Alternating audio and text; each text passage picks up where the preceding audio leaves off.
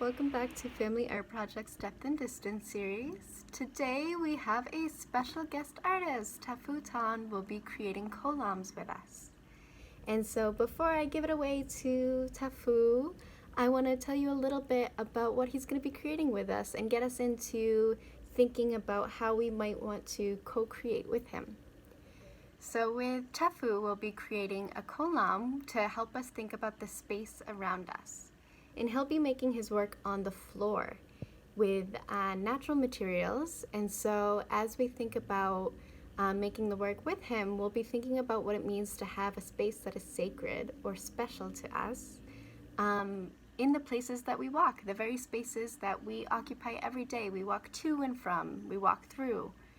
So before we begin with Tattfoo, I'm actually going to take a moment to help us think about where and what we want to bring as we create these collams. So what I learned from Tattfoo is that collams are created on the floor for a very specific reason. Historically, collams are created to bring prosperity to homes. So they're created at the front of the door and at the very beginning of the day. And as people walk in and out, the collam gets scattered, the wind and rain wash it away, and every day it's created anew in the front of the home to bring prosperity. So I want us to think of a very special place that you want to bring color and attention to and your own awareness, that even as you go to, that you can go to at any time, and that honors the places that you've been when you need relief. Maybe it's a space in nature, or maybe it's a spot in your home that has seen and held all of your daily routines that you want to honor. So once you think of a place, you're going to name one word that you want to bring to this space, and maybe it's a word that it's already brought to you. So if you think about going in and out of your home, maybe it is prosperity that you want to bring, or maybe it's comfort or relief. What is one word that you want to honor the space with? So hold that word in your head and let's bring it to Tattfoo, who will help us create a collam that will honor that word. Hi, hello. My name is Tattfoo and I'm an artist, and my project is called New Earth. And I have a book. It's called Heal Humankind in Order to Heal the Land. And from this book, there are syllabus and notes where you will be able to replicate this project that I am going to illustrate to you today.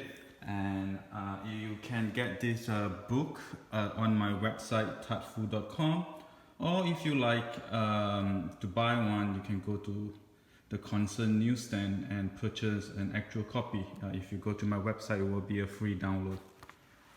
Today we're going to do a thing called collam, and it is a floor pattern that are usually done in India. And this is the project page 29, and there are different floor patterns that people like to produce to sort of pay homage to nature, or just to pay homage to a certain deity, or to decorate your house so that it is inviting, beautiful. So to make this sacred floor pattern, you can use chalk, you can use different color, but today we're going to use sacred grain or ancient grains, basically things that we used to eat, but there are so much grain that we don't eat usually, just because of industrial farming, and we forgot a lot of grains that has different nutrients that we could explore. So I'm going to use those grain to make this pattern today. The pattern I'll be making is going to be this one, and you can see that I'm laying out different type of stone grid on the floor. I'll show you, and then I'm going to put on the pattern one side and then the other side mirror, and then the green one, and then the blue one, and then from these three separate steps, hopefully you will end up to be this pattern. Well, you don't have to follow exactly what I'm showing you, but this is the easiest way because it is a little bit of visual illusion. Sometimes you get lost working on it. One of the best way to handle the green is to make a funnel. So you just need a piece of paper and then fold it, make a little funnel, a little spout on the other end, and then just tape it. Right, if you manage to tape the funnel, and then you can control the grain a little bit better. It won't run everywhere, and then that will be a pain. So let's do it. And I'll be checking the camera, see whether this coating is correct or not. And I'll need my cheat sheet, which is this one. The first line is 7 stone in the middle. 1, 2, 3, 4, 5, 6,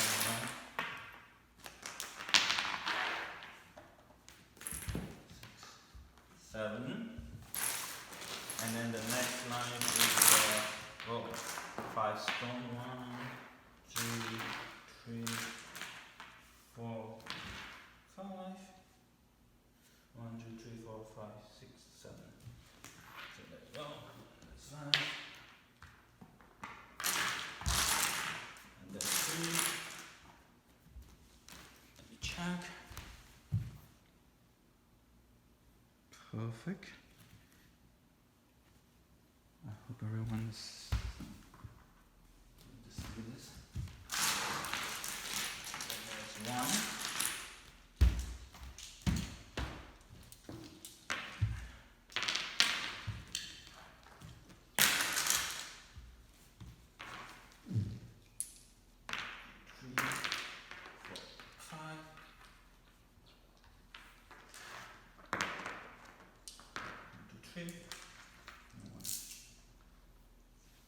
Let me see, does it make sense?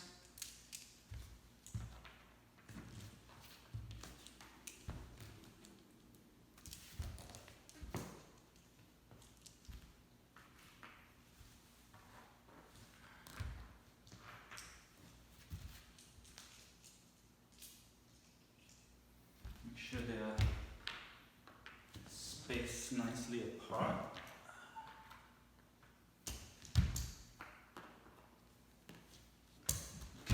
This should do it. Keep the rest of the stone. Today I'm going to use, let's do the red rice. And we'll start with the first round, the orange.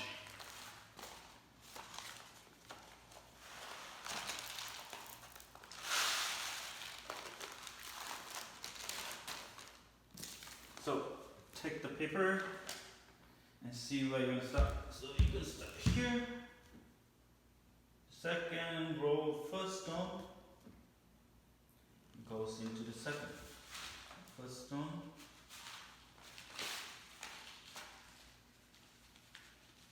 Goes into the second.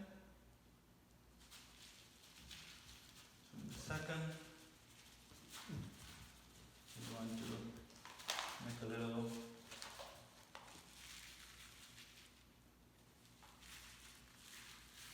marking, and then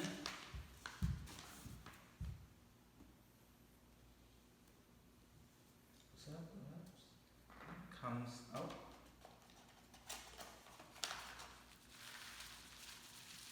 Here.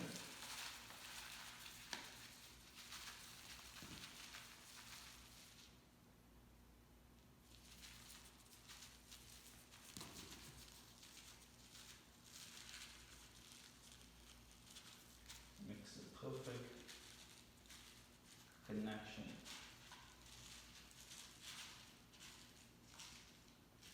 Hope you can see the pattern now from the red rice. Put a little bit more on the other side. This seems to be a little bit too thin.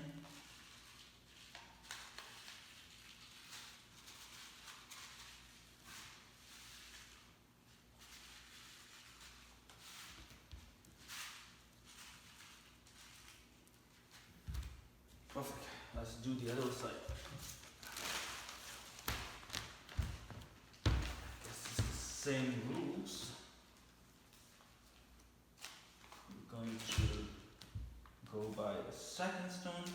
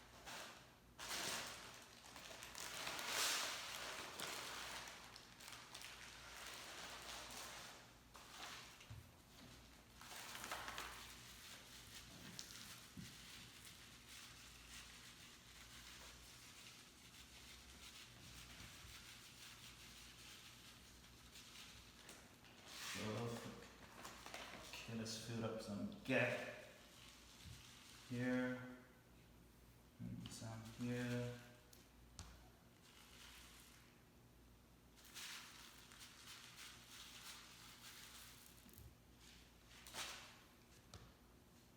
And tidy it up a little bit with just your finger. Sometimes a brush would help if you have a brush somewhere.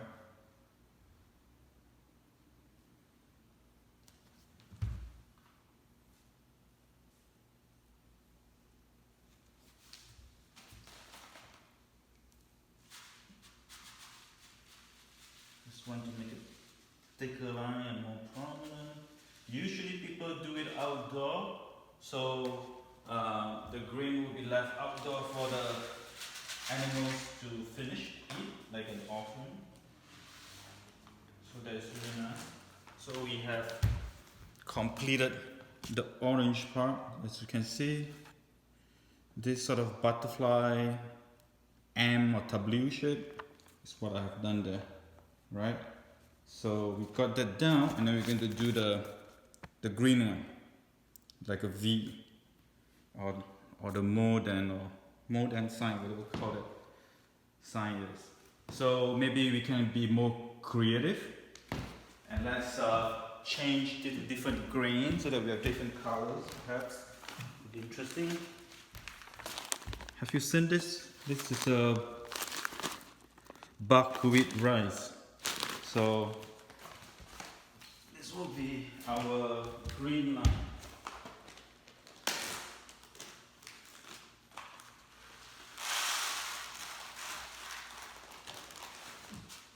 So the green line starts, that's 2 stone here, and we're going to use this one. We're going to just circle this stone. Goes in, goes out.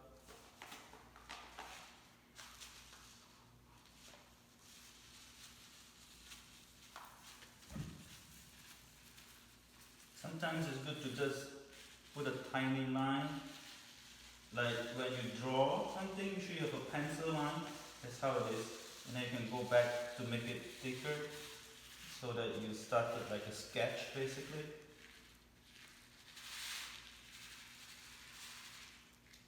There you go. And it's good to hold the end, if not everything's gonna fall out. So hold the nozzle a little bit. Okay, I got this one down. I'm going to do the other end.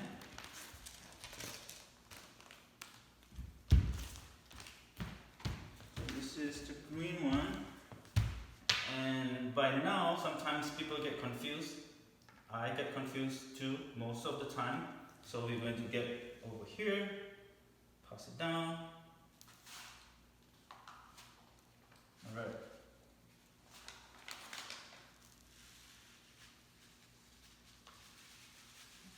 Turn. Cross.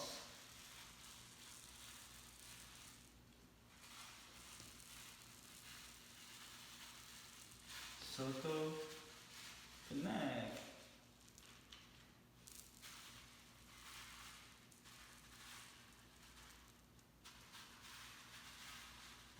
back to make the line a little bit thicker.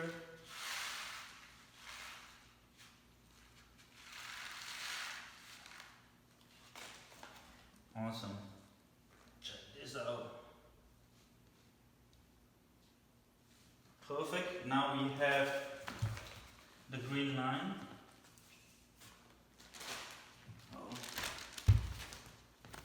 As you can see, we have the green one, which is the same here and here, here and here.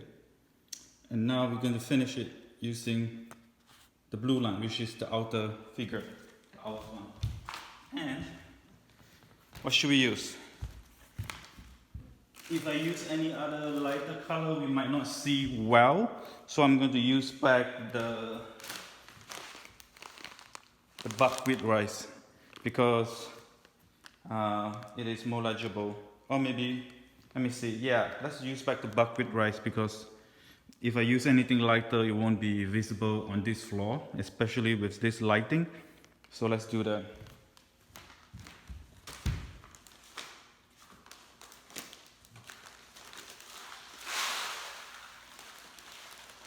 So pour it a little bit on this spout, and we try to figure out where it goes. And the most outer line, the most outer stone, our guiding stone would be the one that is guiding us. And then we have to circle the stone, and then we go straight up to the other stone. In between the rest of them.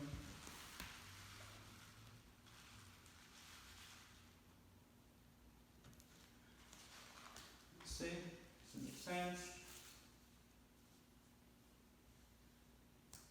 Gonna go up.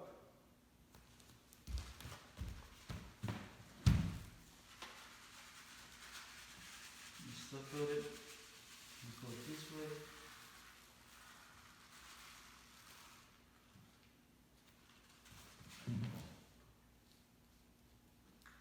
Making sure we tidy up. If not, if the seed got too scattered, you won't see the line. Alright?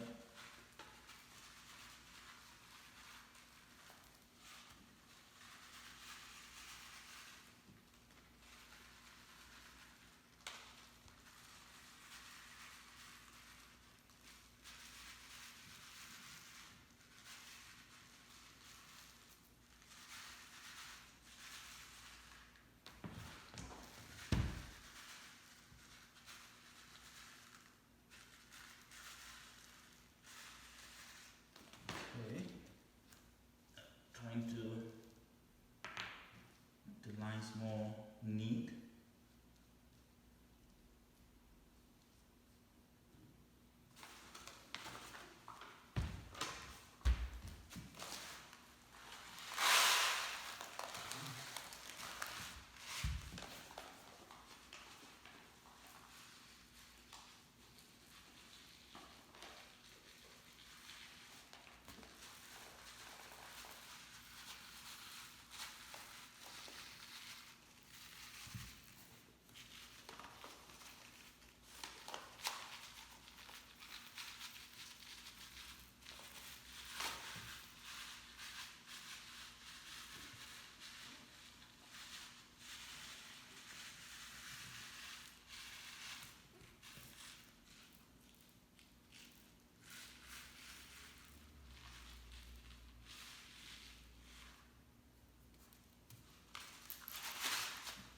Okay, let's clean it up a little bit with your hand, making sure the lines are more prominent.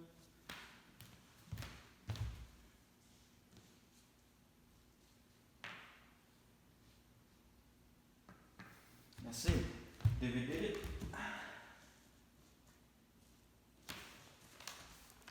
Alright, so this is the blue line. And we did the blue line. Yep. So that's basically the design of a column. And last part is to retrieve back the stone, right? You don't need the guiding stone anymore. If you like it, you can have it there. but usually you don't need them. Those are just markers and guidelines.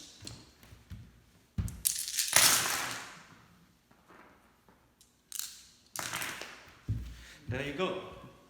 So there are plenty of different patterns that you can Google if you wanted to choose different patterns, obviously. But hope you enjoy this little exercise.